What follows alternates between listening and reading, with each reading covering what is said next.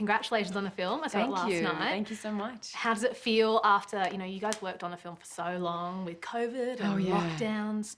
How does it feel to finally be seeing it with audiences? I mean, my God, there's been a lot of hurdles. So I think to finally have people watching it, to have people excited by it, to feel the excitement and the buzz, it's, a huge relief. I remember when COVID first started happening and when Tom got it, we were like, it's real, it's in Australia. Patient zero. I know. He was like, we were like, not Tom. If you're going to take anyone, please not our beloved Tom Hanks. I remember, it was crazy. That was like, it's actually real. I know. I remember we had a rehearsal that day. We all had to go into lockdown. The first 2 weeks of isolation that we had experienced. Yeah, it was crazy. Oh no. Tell me about the preparation for the role. Were you able to chat to Priscilla or Lisa Marie Presley at all beforehand? I mean, not during the preparation phase. For me, I kind of took that on more myself. And Baz was such a wealth of knowledge. I felt pretty safe within that. We got to touch base afterwards, and she came to Calm with us, which was very, very exciting. So, it's been crazy. And what about hearing those reviews? Because both Priscilla and Lisa Marie have just had glowing reviews. Yeah. That must feel so special. Yeah, I mean, it's a huge, huge relief. I think that carrying this film on all of our consciences?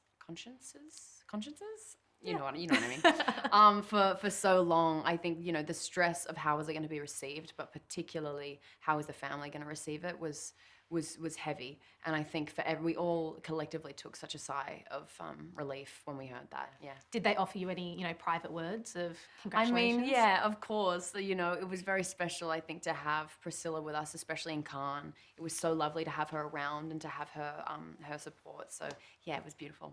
And what was it like, meeting Austin for the first time and getting into character together and for things sure. like that? I mean, we I remember the first day that we met. We all had lunch at Baz's. He had like this sort of cabana space that he set up in the middle of the studios on the Gold Coast.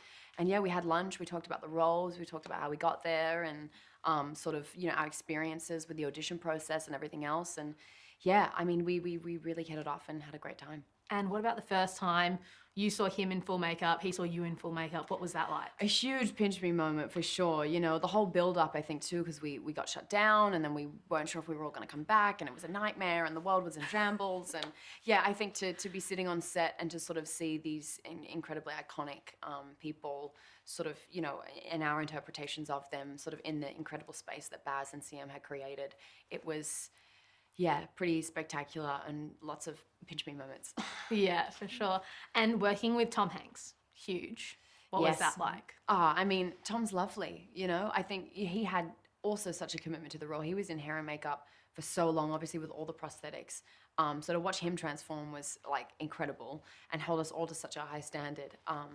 But he's a really nice guy, super grounded, very sort of down to earth, and to have him as one of the captains on this ship, sort of, he steered us all on the right course. And did he offer you any, career advice? This film's going to blow up. Oh God, no, man, we just had such a good time making the film. Like we were so focused on the process of it and less about the outcome. I think it was such a unique experience that we had shooting that, especially during a pandemic and especially not knowing, was this movie going to be able to be released in theaters? How was it all going to end up? How was it going to be received? We just had a great time with the process. Well, thank God it's been like a proper full release. Thank God. I mean, that's the thing about this movie though, is it's such a cinema film. Yeah. It's a film that you have to see in a group of people with a huge TV, a huge screen in front of you, incredible surround sound.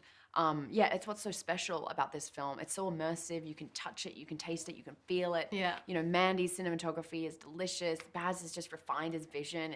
It's a cinema film, and I'm so glad that people are going to be able to see it in the cinema. For sure. And you're quite young. Even I didn't know much about Elvis going into watching it last night. Were you a fan? Was it something that you were like, I really have to do this? I mean, I think for sure. I obviously knew who Elvis was. I grew up listening to his music. My parents would play his music all through the house when I was a kid. My nana was a huge fan.